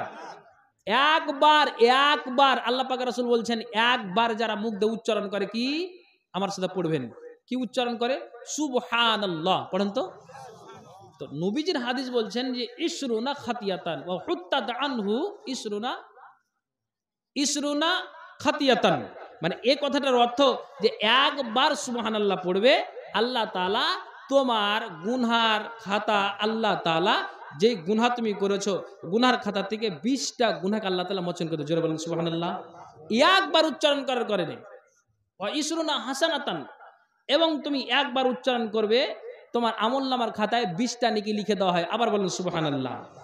রাসূল বলছেন যারা মুখ দিয়ে পাঠ করে কি আল্লাহু আকবার, এই যে উচ্চারণ করলে তিনি মহান, তিনি সর্বশক্তিমান, তিনি স্রষ্টা, আমাদের সৃষ্টি করেছেন, এই যে আপনি আল্লাহু আকবার পাঠ করলেন, তো নবীজি বলছেন ফামিসলু জালিক, অর্থ হলো যে একবার সুবহানাল্লাহ বলার বিনিময়ে যেমন 20টা নেকি লিখে দেওয়া হলো, 20টা গুনাহকে মোচন করে দেওয়া হলো, তো রাসূল বলছেন ফামিসলু জালিক, অনুরূপ তুমি আল্লাহু আকবার উচ্চারণ করবে তো তোমার 20টা নেকি লিখে দেওয়া হয়, 20টা গুনাহকে মোচন করে দেওয়া। জোরে বলেন আল্লাহু আকবার। তারপরে রাসূল বলছেন যারা আবার মুখ দিয়ে উচ্চারণ করে কি লা ইলাহা ইল্লাল্লাহ, আল্লাহ ব্যতীত কোনো ইলাহা নেই, কোনো মাবুদ নেই, সাক্ষ্য প্রদান করে, রাসূল বলছেন ফামিসলু জালিক, অনুরূপ একবার বলার কারণে যেমন 20টা নেকি লিখে দেওয়া হয়, 20টা গুনাহকে মোচন করে দেওয়া হয়, তেমনি তুমি লা ইলাহা, আল্লাহর জমিনে তুমি সাক্ষ্য দিবে, 20টা নেকি লিখে দেওয়া হয়, 20টা গুনাহকে মোচন করে দেওয়া হয়। তবে হ্যাঁ, রাসূল বলছেন তবে হ্যাঁ, যারা মুখ দিয়ে একবার উচ্চারণ করে আলহামদুলিল্লাহ, আল্লাহর জমিনে উঠতে বসতে আল্লাহর প্রশংসা করলো, আল্লাহর জমিনে যারা আল্লাহর গুণগান বর্ণনা করলো, আল্লাহর তারিফ করলো, প্রশংসা করলো, নবীজি বলছেন সালাসুনা হাসানাতান ওয়া হুত্তাত আনহু সালাসুনা খাতিয়াতান। রাসূল বলছেন আলহামদুলিল্লাহ একবার উচ্চারণ করার কারণে তোমার আমলনামার খাতাতে 30টা নেকি লিখে দেওয়া হয়, আর 30টা গুনাহকে মোচন করে দেওয়া হয়। একবার জোরে বলুন আলহামদুলিল্লাহ। ভাইজান, এবার আপনাকে একটা কথা বলছি, মুখ দিয়ে এগুলো উচ্চারণ করবেন তো আপনার মুখ বিপক্ষে যাবে না, তাই তো? আপনার মুখ বিপক্ষে যাবে না, এটা ভালো কথা, কিন্তু আপনি আপনার হাত দিয়ে, পা দিয়ে, সারাটা বডি দিয়ে আল্লাহ আল্লাহ রাসূলের বিধিবিধানকে আপনি আঁকড়ে ধরুন, কিয়ামতের দিন আপনার বিপক্ষে যাবে না। কি কথা? একটা কথা বলি, আমার ভাইজান চলে এসেছেন, জি একটা কথা বলি, আমার দিকে খেয়াল রাখুন। বন্ধুরা এদিকে দেখেন, আল্লাহ লাল দাড়ি আমাকে করতে হয় না কিছু, সবাই ওর দিকে তাকাইছে, এদিকে খেয়াল করুন। আপনাকে কাজের কথা বলছি, মুখ দিয়ে বলবেন, মুখ বিপক্ষে যাবে না, কিন্তু নবীজি বলছেন শুনো, একটা কথা আপনাকে বলছি, যারা মুখ দিয়ে উচ্চারণ করে তাহলে মুখ বিপক্ষে যাবে না, তাহলে একটু হাত পা দিয়ে আল্লাহর কাছে একটু অ্যাপ্লিকেশন জানাই তো, নবীজি বলছেন মা মিন আবদি মুসলিমিন ফি কুল্লি ইয়াউমিন ওয়া লাইলাতিন ইসনা আশারা রাকাতান তাতুআ গায়রা ফারিজাতিন বানাল্লাহু লাহু বাইতান ফিল জান্নাহ আও বুনিয়া লাহু বাইতান ফিল জান্নাহ। নবীজি বলছেন পৃথিবীর মানব তোমরা কান খুলে শুনো, আল্লাহ পাকের রাসূল হাদিসে বলছেন যারা আল্লাহর জমিনে, নবীজি বলছেন মা মিন আবদি মুসলিমিন, যারা প্রতিদিন নিয়মিত ফিকুল্লি ইয়াউমিন ওয়া লাইলাতিন, যারা দিনে এবং রাতে ইসনা আশারা রাকাতান, ইসনা আশারা রাকাতান, ইসনা আশারা রাকাতান, যারা 12 রাকাত সুন্নাতকে প্রতিদিন যারা আদায় করবে, যারা নিয়মিত, যারা প্রতিদিন 12 রাকাত সুন্নাতকে আদায় করবে, আল্লাহ পাকের রাসূল সাল্লাল্লাহু আলাইহি ওয়াসাল্লাম বলছেন শুনে রাখো, যারা নিয়মিত প্রতিদিন 12 রাকাত সুন্নাতকে আদায় করবে, রাসূল বলছেন কান খুলে শুনো, পৃথিবীর মানব তোমাদেরকে জানিয়ে দেওয়া হচ্ছে, আল্লাহ পাকের রাসূল বলছেন 12 রাকাত সুন্নাতকে যখন তোমরা আদায় করবে, তো এই 12 রাকাত সুন্নাতের বিনিময়ে আল্লাহ তাআলা তোমাকে জান্নাতে ঘর বানিয়ে দিবেন। একবার জোরে বলেন সুবহানাল্লাহ। একটু আস্তে কথা বলেন বন্ধু, আস্তে কথা বলেন, কাজ করেন কিন্তু আস্তে কথা বলিয়েন না, আওয়াজ করতে ডিস্টার্ব লাগছে। তাহলে আমাদের কথা বলুন, 12 রাকাত সুন্নাত পড়বেন তা আল্লাহ তাআলা জান্নাতে কি করবেন বলেন, কথা বলেন, ঘর বানিয়ে দিবেন। এই কথাটা পর্দার আড়ালে মা বোনেরা বসে আছেন তো এই কথাটা উম্মে হাবিবাটাকে ইনিও নবীজির বাড়িওয়ালি। তো উম্মে হাবিবা বলছেন যে আল্লাহ পাকের রাসূলের আমি মুখ থেকে বলতে শুনলাম যে যদি 12 রাকাত সুন্নাতকে প্রতিদিন নিয়মিত আমি আদায় করি, তাহলে এই 12 রাকাত সুন্নাতের বিনিময়ে আল্লাহ তাআলা জান্নাতে ঘর বানিয়ে দিবেন। কে বলছেন এটা? নবীজির বাড়িওয়ালি উম্মে হাবিবা। তখন উম্মে হাবিবা বলছেন আমি নবীজির মুখ থেকে শুনলাম। তো শোনার পরে উম্মে হাবিবা বলছেন মা তারাকতুহুন্না মুনজ সামিআতুহুন্না মির রাসূলিল্লাহি সাল্লাল্লাহু আলাইহি ওয়াসাল্লাম। উম্মে হাবিবা বলছেন আমি নবীজির মুখ থেকে শোনার পরে কোনোদিন 12 রাকাত সুন্নাতকে ছেড়ে দিতাম না।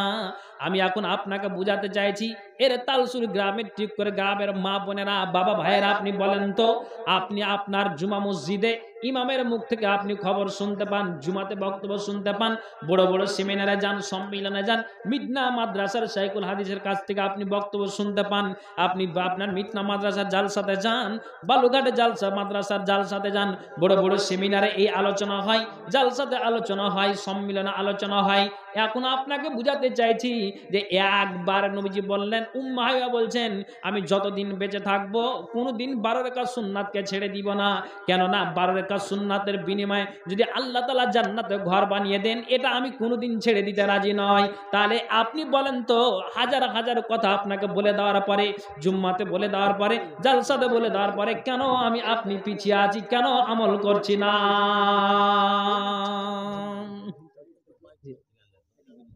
কি হলো? মাইকমান ভাই আপনি কোথায় আছেন? একটু স্টেজে আসুন। মাইকমান ভাই আপনি কোথায় আছেন? স্টেজে আসুন। ভাই চলে শেষ করবেন? আরে চালান, আপনাকে তো দায়িত্ব আমার। ও তো ভাই না না, তো বাপ আসলে ছেড়ে দিতে হবে না। যাই হোক, তো এটা খারাপ বোঝাচ্ছে না। হ্যাঁ, টিকটক চালার ক্ষমতা আছে এই বলে দিয়েছে। হ্যাঁ ঠিক আছে ভাই, তো পাগলার মতন বলে দিবে আর গরু শুনে দিবে না। আমার ভাই চলে এসেছেন, তো কথাগুলো দিন থেকে হয়েছে, এতক্ষণ একটা কিছু পাচ্ছে, মানুষ লেনদেন হচ্ছে।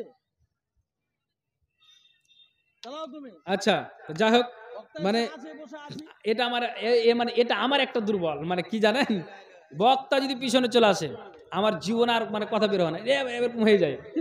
তো ভাই জান আমার চলে এসেছে এই জন্য। তো হ্যাঁ, তো দুটো কথা কাজের বলে দিই, তারপরে শেষ করে দেবো।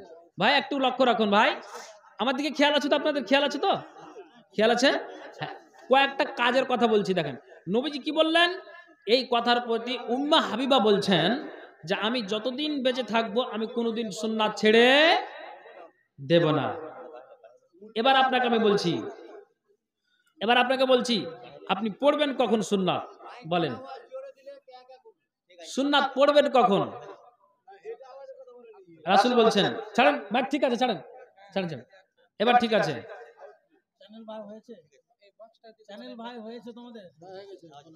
আচ্ছা একটু চুপ থাকেন। এবার আপনাকে বলছি যে আপনি পড়বেন কখন, সুন্নাতকে পড়বেন কখন। নবীজি বলছেন মান সাল্লা ফি কুল্লি ইয়ামিন ওয়া লাইলাতিন, যে ব্যক্তিরা দিনে এবং রাতে প্রতিদিন নিয়মিত 12 রাকাত সুন্নাতকে আদায় করবে, রাসূল বলছেন তুমি সুন্নাতকে পড়বে কখন, আরবাআন কাবলা যুহরি ওয়া রাকাতাইন বাদাহা ওয়া রাকাতাইন বাদাল মাগরিব ওয়া রাকাতাইন বাদাল ইশা ওয়া রাকাতাইন কাবলাল ফজর। আল্লাহ পাকের রাসূল বলছেন সুন্নাত পড়বে কখন, কখন তুমি সুন্নাতকে আদায় করবে। রাসূল বলছেন জোহরের আগে 4 রাকাত পড়ে দাও, জোহরের পরে 2 রাকাত পড়ে দাও, 4 8 2 6 হয়ে গেল। মাগরিবের পরে 2 রাকাত পড়ে দাও, 6 2 8 হয়ে গেল। ঈশা পরে তুমি 2 রাকাত পড়ে দাও, 8 8 2 10 হয়ে গেল। ফজরের আগে তার মানে জামাতের পূর্বে তুমি 2 রাকাত সুন্নাতকে আদায় করে দাও। রাসূল বলছেন শুনে রাখো, এই যে 5 ওয়াক্তের সালাতে 12 রাকাত সুন্নাতকে আদায় করবে, রাসূল বলছেন 12 রাকাত সুন্নাতের বিনিময়ে আল্লাহ তাআলা জান্নাতে ঘর বানিয়ে দিবেন। একবার জোরে বলুন তো সুবহানাল্লাহ। ভাইজান এই হাদিসটাতে আপনি আমার সাথে কথা বলেন, কথা বললে আমাকে ভালো লাগে। তাহলে জোহরের আগে 4 পরে 2 কত হলো 6, মাগরিব পরে 2 কত হলো, ঈশা পরে 2 কত হলো 10, ফজরের আগে 2 কত হলো 12 হলো। আচ্ছা এই জায়গাটাতে এই হাদিসটি যে বললাম 5 ওয়াক্তের সালাতে 12 রাকাত সুন্নাত, তাহলে এখানে আসরের কথা পেলেন না। তার মানে বোঝা গেল যে আসরের আগে এবং পরে সুন্নাতে মুআক্কাদা নাই। তো সুন্নাতে মুআক্কাদা আসরের আগে আর পরে নাই, এটা ঠিক আছে, এটা ঠিক আছে। কিন্তু এখন আপনাকে আমি বুঝাতে চাইছি যে আসরের আগে পরে সুন্নাত নাই, যেটাকে বলা হয় সুন্নাতে মুআক্কাদা। কিন্তু হ্যাঁ নবীজি বলছেন শোনো, আল্লাহ পাকের রাসূল বলছেন রাহিমাল্লাহু ইমরাআন, দেখেন নবীজির হাদিস, রাহিমাল্লাহু ইমরাআন, আল্লাহ তাআলা তার প্রতি রহম করে, দয়া করে, মায়া করে। আল্লাহ তাআলা তার প্রতি দয়াবান, আল্লাহ তাআলা তার প্রতি মেহেরবান, আল্লাহ তাআলা তার প্রতি তিনি সন্তুষ্ট হন, আল্লাহ তাআলা তার প্রতি তিনি এত খুশি হন, আল্লাহ তাআলা তার প্রতি এতটাই তিনি দয়াবান।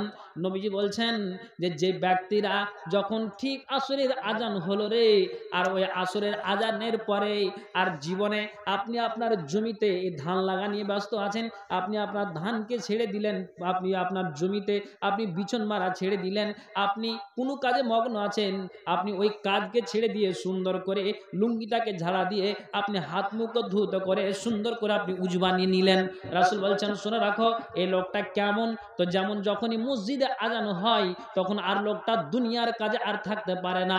যেমন বিনবাসী বাজাতে গেলে সাপ কোনোদিন থাকতে পারে না, সাপ এদিক ওদিক আপনার যেন আপনার কি করে, আপনার এদিক ওদিক খেলতে আরম্ভ করে দেয়। তো রাসূল বলছেন তেমনি যখন আল্লাহর বিন মসজিদে বেজে যায় তখন আর মুমিন বান্দা কোনোদিন মাঠে ঘাটে বাড়িতে জমিতে নিজের বিবিটাকেও আপনার ধরে রাখতে পারে না। লেহাবটাকে ছেড়ে দিয়ে আরামের বিছানাটাকে ছেড়ে দিয়ে আল্লাহর ডাকেতে সাড়া দেয়। রাসূল বলছেন শুনে রাখো রাহিমাল্লাহ ইমরান, যারা যারা আল্লাহ তার প্রতি দয়া করেন, আল্লাহ তার প্রতি মায়া করেন, যারা নিয়মিত প্রতিদিন যারা কি করে আসরের আগে অর্থাৎ জামাতের আপনার আগে আর আজানের পরে যারা 4 রাকাত সুন্নাতকে জামাতের আগে আসরের পূর্বে আদায় করে দিতে পারবে, আল্লাহ তাআলা নবী হাদিসে বলছেন আল্লাহ তাআলা ওই বান্দার প্রতি যেন রহম করেন। একবার জোরে বলুন সুবহানাল্লাহ। তাহলে বলেন তো ইনশাআল্লাহ আমরা সেই সুন্নাতকে আদায় করব ইনশাআল্লাহ। এখানে একটু কথা বলেন, কোনো বেজ্জতের কথা নেই। বলুন মুলি সাহেব এটা অপমান করছে না, অপমানের কি আছে? নিজের জন্য আপনি আমল করবেন, আপনার কাজে লাগবে, আমি করবো আমার কাজে লাগবে। আমি গাল বাড়াই করে বলে যদি আমি আমল না করি আপনাকে কিছু বলতে হবে না, কিয়ামতের দিন আমার যা হবে তা হবে, আর কিছু বলার নেই। এবার আপনাকে আমি বলছি 5 ওয়াক্ত সালাত আমরা কে কে আদায় করি? সামনে মুসাল্লি যারা দর্শক আছেন আলহামদুলিল্লাহ অনেকটা পেয়ে গেছি, হ্যাঁ মসজিদে ভিড় লেগে যাবে মাশাআল্লাহ। আল্লাহ পাকের রাসূল জোহরের আগে 4 রাকাত পরে 2 রাকাত এই হাদিসটাতে পেলেন। অন্য হাদিসে বলছেন যে শুনো নিয়মিত যারা জোহরের সালাতে এই সুন্নাত আদায় করে, কি দেখেন নবীজি বলছেন মান হাফাজা আলাইহা আরবাআ রাকাতিন ক্বাবলা যুহরি ওয়া আরবা'a বাদাহা, ওহ, কত সুন্দর হাদিস গো। নবীজি বলছেন মান হাফাজা আলাইহা আরবা'a রাকাতিন ক্বাবলা যুহরি ওয়া আরবা'i বাদাহা। নবীজি বলছেন যারা প্রতিদিন কি করে, যারা ঠিক যেন জোহরের আগে 4 রাকাত সুন্নাতকে আদায় করলো, আর যারা জামাত পড়ে নেওয়ার পরে যারা সুন্নাতকে 4 রাকাত পড়ে দিল, রাসূল বলছেন হারামাহুল্লাহু আলান নার, আল্লাহ তাআলা ওই ব্যক্তির জন্য জাহান্নামের আগুনকে হারাম করে দেন। একবার বলুন সুবহানাল্লাহ। তাহলে এখানে 4 রাকাত পাওয়া গেল। তাহলে সুন্নাত কতটাই দামি নবীজি এক এক করে বুঝিয়ে দিচ্ছেন। ভাই কথা বুঝার চেষ্টা করুন, কয়েকটা হাদিস বলছি, তাহলে এটা কতটাই গুরুত্বপূর্ণ। তাহলে এখানে নবীজি বলছেন যে 4 রাকাত আগে পরে পড়ে দাও, জাহান্নামের আগুন তোমার জন্য হারাম হয়ে যাবে। জোরে বলুন সুবহানাল্লাহ। বন্ধু আমার, এবার আপনাকে আরেকটা কথা বলি। রাসূল বলছেন আল্লাহ পাক রাসূল বলছেন কিন্তু হ্যাঁ, জোহর হলো, আসর হলো, মাগরিব হলো, এশা হলো, এখন ফজর বাকি আছে।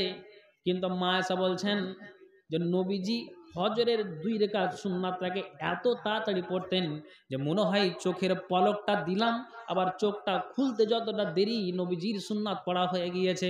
আপনি বলবেন এটা কেমন কথা? হ্যাঁ, সই হাদিসে উল্লেখ আছে আল্লাহ পাকের রাসূল আপনার ফজরের সুন্নাতটাকে তাড়াতাড়ি পড়তেন, আর সব সুন্নাত চাইতে এই সুন্নাতটাকে দামি বলা হয়েছে। তো নবীজি বলছেন শুনে রাখো পৃথিবীর মানুষেরা, আল্লাহ পাক রাসূল বলছেন মান সাল্লাল ফাজরা ফি জামাতিন, যারা প্রতিদিন নিয়মিত এই তালসুর গ্রামের কোনো বাবা আমার ভাই মসজিদে গিয়ে কি করে, আপনার মুয়াজ্জিন আজান দেয় আসসালাতু খায়রুম মিনান নাওম, আর ঘুমিয়ে থাকিস না রে, আর ঘুমিয়ে থাকিস না, আজান হয়ে গিয়েছে, চল মসজিদে চল, চল মসজিদে চল। তখন আল্লাহ পাক রাসূল বলছেন শুনে রাখো একটা মুমিন লোকের কানে আওয়াজ চলে যেতে গেলে ওই মুমিন কোনোদিন আর লেহাবটাকে ধরে রাখতে পারে না, লেহাবটাকে সরিয়ে দিয়ে মসজিদে আগমন করে। রাসূল বলছেন শুনে রাখো মান সাল্লাল ফাজরা ফি জামাতিন, যারা নিয়মিত প্রতিদিন ফজরের নামাজটাকে জামাতের সহিত আদায় করে। আপনার এই এলাকাবাসীর কথা বলতে পারবো না, কিন্তু আমার এলাকার কথা বলি যে অনেক মুসাল্লি ভাইকে দেখতে পাওয়া যায়। কেননা আমি যেই মাদ্রাসার শিক্ষক, সেই মাদ্রাসার পাশে আমার বাড়ি, মসজিদের পাশে আমার বাড়ি, মানে দুই আপনার মসজিদ মাদ্রাসার মিডিলে আমার বাড়িটা রয়েছে। মুসাল্লিকে অনেক দেখতে পাওয়া যায় যে যখন নামাজে আমি গমন করি, যখন জামাত ধরার জন্য চেষ্টা করি আর জামাতে শামিল হই, সালাম ফিরার পরে অনেক মুসাল্লিকে দেখতে পাওয়া যায় সে আর থাকতে পারে না, হুট করে বাড়িতে বেরিয়ে চলে আসে। আপনার দিকে আছে কিনা বলতে পারবো না, কিন্তু রাসূল বলছেন শুনে রাখো এমন একটা লোক আছে কি করে মান সাল্লাল ফাজরা ফি জামাতিন, ওই লোকটা নিয়মিত প্রতিদিন ফজরের নামাজটাকে জামাতের সহিত আদায় করে, আর আদায় করার পরে আল্লাহ পাক রাসূল বলছেন সুম্মা কাদা আযকুরাল্লাহ, ওই তাশাহুদের জায়গাতে বসে বসে বসে বসে বসে বসে আপনি যদি আপনার দোয়াগুলিনকে যদি আপনি আরবিকে পড়তে না পারেন, দোয়া যদি আপনার মুখস্থ না থাকে, তাহলে সুম্মা কাদা আযকুরাল্লাহ, আপনি ওই জায়গাতে তাশাহুদের জায়গাতে বসে বসে জিকির আজকার করছেন সুবহানাল্লাহ, আলহামদুলিল্লাহ, আস্তাগফিরুল্লাহ, লা ইলাহা ইল্লাল্লাহ। মাবুদের জীবনে পাপ করেছি আল্লাহ, 50 বছর মতো অন্যায় করেছি আল্লাহ তুমি মাফ করে দাও, আল্লাহ জীবনে আল্লাহ গুনাহ করব না, আল্লাহ তুমি মাফ করে দাও। রাসূল বলছেন কি করে, হাদিসে 2 রকম শব্দ এসেছে বন্ধু আমার, ওই আপনি তাশাহুদের জায়গাতে বসে যতক্ষণ জিকির করবেন আপনার উজু যদি ভঙ্গ না হয়, তাহলে আল্লাহর ফারিস্তাও দুটো কথা বলে আল্লাহুম্মা গফির লাহু ওয়ারহামহু, আল্লাহুম্মা গফির লাহু ওয়ারহামহু, আল্লাহুম্মা গফির লাহু ওয়ারহামহু। আল্লাহ এই বান্দাটা তোমার জিকিরে আপনার জন্য মগ্ন আছে, আল্লাহ তোমার ইবাদতে মগ্ন আছে, এখনো পর্যন্ত সালাম ফিরে বাড়ি চলে যায়নি, আল্লাহ তুমি একে ক্ষমা করো, আল্লাহ তুমি দয়া করো, আল্লাহ তুমি ক্ষমা করো, আল্লাহ তুমি দয়া করো। এক তো আপনি নিজে বলছেন, আর আল্লাহর তরফ থেকে ফারিস্তা আপনার জন্য সহযোগিতায় লেগে আছেন। একবার বলেন সুবহানাল্লাহ। নবীজি বলছেন এই লোকটা জিকির করতে করতে করতে করতে কতক্ষণ পর্যন্ত জিকির চালিয়ে যায়, রাসূল বলছেন হাত্তা তাতলুয়া শামস, এই মতো অবস্থায় পূর্ব দিকে লক্ষ্য করা যায় যে পূর্ব দিকে সূর্য উদিত হয়ে গিয়েছে। তার মানে এতটাই তিনি ইবাদতে মগ্ন আছেন, জিকির আজকারে মগ্ন আছেন যে আপনার জিকির আজকার করতে করতে করতে করতে পূর্ব দিকে সূর্য উদিত হয়ে গিয়েছে। তারপর লোকটা ছেড়ে দেয়নি। নবীজি বলছেন এবার বাড়ি ফিরবে, বাড়ি চলে যাবে। তো বাড়ি ফিরার পথে, বাড়ি যাওয়ার আপনার পথে, তার আগে রাসূল বলছেন যদি তার উজুটা ঠিক হয়ে থাকে, উজু যদি তার ভঙ্গ না হয়, তাহলে ওই উজুতেই সুম্মা সাল্লা রাকাতাইন, 2 রাকাত নামাজ আদায় করে নিল। যদি উজু আপনার না থাকে তাহলে নবীজি বলছেন আবার নতুন উজু বানিয়ে আবার কি করলো, আবার ওই জায়গাতে আপনার 2 রাকাত সুন্নাতকে আদায় করে দিল, নফলকে আদায় করে দিল। রাসূল বলছেন শুনে রাখো, লোকটা নিয়মিত জামাতের সহিত নামাজ আদায় করে, তারপরে রাসূল বলছেন তারপরে কি করে, জিকির আজকারে মাশগুল থাকে, আপনার যেন জিকির আজকারে লিপ্ত থাকে, তারপরে আবার সূর্য উদিত হওয়ার পরে 2 রাকাত নামাজকে আদায় করে দেয়। আল্লাহ পাক রাসূল বলছেন এই লোকটা মসজিদ থেকে কি নিয়ে গেল রে, এই লোকটা মসজিদ থেকে কি নিয়ে বেরিয়ে গেল রে, এই লোকটা মসজিদ থেকে কি নিয়ে বেরিয়ে গেল রে। আল্লাহ পাক রাসূল বলছেন সারা দুনিয়ার মানুষ, পৃথিবীর মানুষ তোমরা কান খুলে শোনো, একটা লোক 3 লক্ষ টাকা খরচ করে যে হজ করে যেই নেকিটা পায়, একটা লোক উমরা করে 1,05,000 10,000 খরচ করে যে উমরা করে যেই নেকিটা পায়। নবীজি আমার বলছেন যে এই লোকটা কানাত লাহু কাজরি হাজ্জাতিন ওয়া উমরাতিন তাম্মাতিন তাম্মাতিন তাম্মাতিন। রাসূল বলছেন যারা নিয়মিত প্রতিদিন এই আমলটা করে, আল্লাহ পাক রাসূল বলছেন হজ এবং উমরা করে যেই নেকিটা পাওয়া যায়, এই আমলটা প্রতিদিন করতে গেলে সেই নেকিটা পাওয়া যায়। জোরে বলুন সুবহানাল্লাহ। আপনি বলবেন কোন ঝামেলায় ফেললেন মুলবি সাহেব, পঞ্চায়েত ভোটের জন্য জাগবো না এই ইবাদতে মগ্ন থাকবো? হায় হায় হায় বন্ধু, কাজে লাগান। আমি বুঝাতে চাইছি যে আমরা দুনিয়া ছেড়ে চলে যাব, কবরকে আমাদের এখন যদি আমি পুঁজি না বানাই, বানাবেন কখন? এই তরুতাজা বয়সটাকে, আমি ইয়ং বয়সটাকে আমি ফালতু সময় নষ্ট করে দিই, আপনি কখন কাজে লাগাবেন? কেন? নবীজি বলে দিয়েছেন, আপনি সুখের খবর শুনেছেন, আল্লাহ পাক রাসূল বলছেন আহলুল জান্নাতে ওয়া ইশরুনা মিয়াতু সাফা। নবীজি বলছেন কিয়ামতের দিন আহলুল জান্নাতের মধ্যে 120 কাতার হবে। জোরে বলুন সুবহানাল্লাহ। 120 কাতার হবে, তার ভিতরে আল্লাহ পাক রাসূল বলছেন যে তার মধ্যে 80 কাতার আমার উম্মতের মধ্য থেকেই হবে। আবার বলেন সুবহানাল্লাহ। তার মানে আপনি বুঝাতে চাইছি, অন্য হাদিসে এসেছে যে আপনার এই হাদিসে পেলেন 80 কাতার এই উম্মতে মুহাম্মাদির আপনার হবে, অন্য হাদিসে এসেছে উম্মতে মুহাম্মাদি অর্ধেক হবে আহলুল জান্নাতের ভিতরে, আহলুল জান্নাতের মধ্য থেকে। তো আল্লাহ পাকের রাসূল এটা তো বুঝাতে চাইলেন। তাহলে এবার আপনি বলেন তো, যদি আপনি আমি এই উম্মতে মুহাম্মাদি, এটা আমরা সবাই জানি, তো 80 কাতারের মধ্যে আমার কোন কাতার হবে, আমি কোন জায়গাতে পাবো? আমি আহলুল জান্নাতের মধ্যে স্থানটা হবে, কাতারটা হবে, নাকি আমার 79 মধ্যে আমার কাতারটা হবে? এটা আপনাকে ভেবে পৃথিবীর মাটিতে চলতে হবে। জি, কেন? দেখেন আল্লাহ রাসূল বলছেন 80 কাতার যদি উম্মতে মুহাম্মাদের হয়, অন্য হাদিসে বলছে যদি অর্ধেক হয়, তো অর্ধেকের মধ্যে আমরা গর্বিত। আল্লাহ আহলুল জান্নাতের মধ্যে অর্ধেক যদি নবী মুহাম্মদের উম্মত হয়, তাহলে আমি কি সেই কাতারে আছি?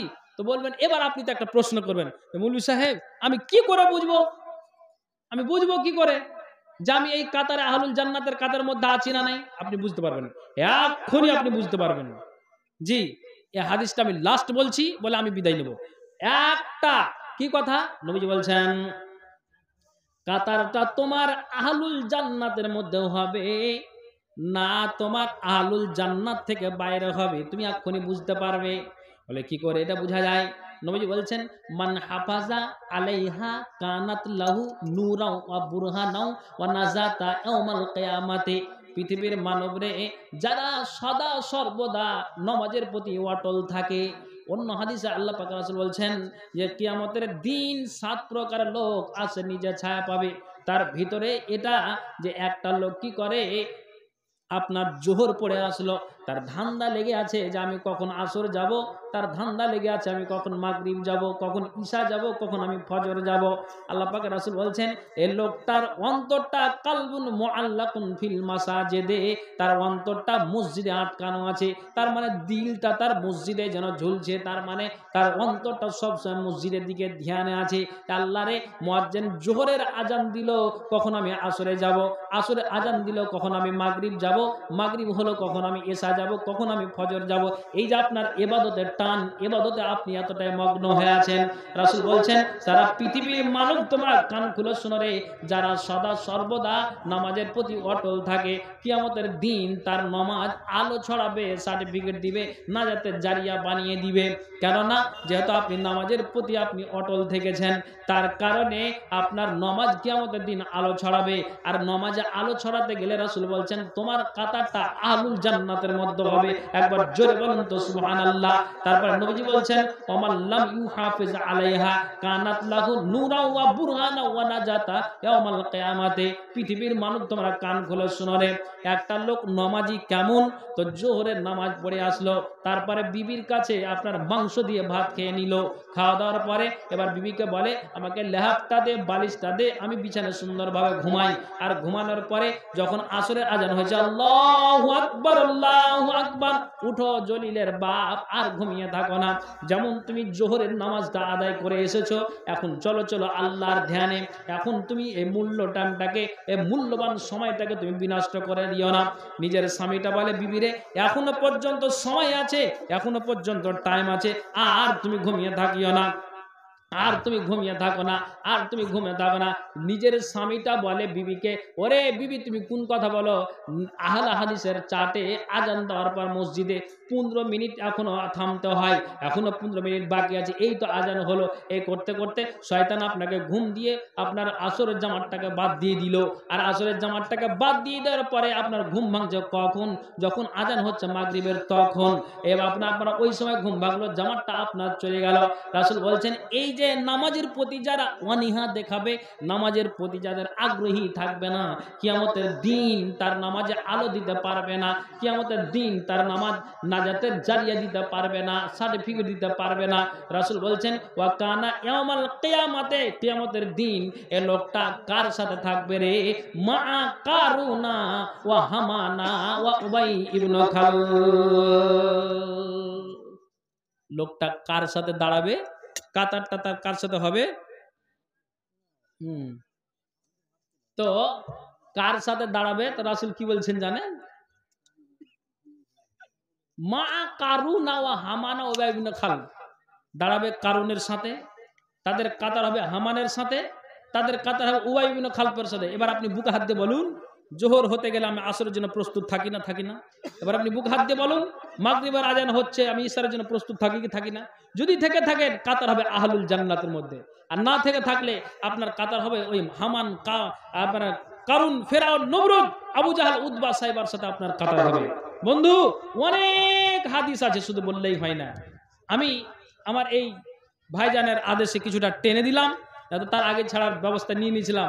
ভাই বসে হ্যাঁ যদি উনি না আসতেন মসজিদে, যদি ওকে নিন্দের ওষুধ খাইয়ে দিতেন আমার মনে হয় চালিয়ে দিতাম। তো যাই হোক উনি চলে এসছেন আর কি, এটা কেমন লাগছে আলহামদুলিল্লাহ। তারপর ওনার আদর্শ আমি কিছুটা টেনে দিলাম। ভাই শুনলে হয় না, একটা কথা মাথায় রাখেন যে আমাদেরকে এগুলোকে আমলে পরিণত করতে হবে। আর যেটা আপনি চিঠি দিলেন, দাওয়াত করলেন, সময় নেই, এটা বলতে গেলে 10 মিনিট সময় লাগবে, তারও বেশি লাগবে। পুরো ছন্দটা আমার মনে মুখস্থ আছে কিন্তু এখন সময় বলতে পারা যাবে না। কথাটা শুনেন, কাজে লাগান, আর কাজে লাগিয়ে আল্লাহ যেন আমাদেরকে, একটু কথা বলি, আল্লাহ যেন আমাদেরকে এই সঠিক কোরআন এবং হাদিস শোনার পরে আল্লাহ যেন আমল করার তৌফিক দান করে। সকল বলে আল্লাহুম্মা আমিন বলুন। আল্লাহ আমরা মুমিন মুসলমান মরার পরে আল্লাহ যেন আমাদেরকে কবর আযাব থেকে মুক্তি দেন। সকল বলে আল্লাহুম্মা আমিন। 5 ওয়াক্ত সালাত যেন সঠিকভাবে আদায় করতে পারি। সকল বলে আল্লাহুম্মা আমিন।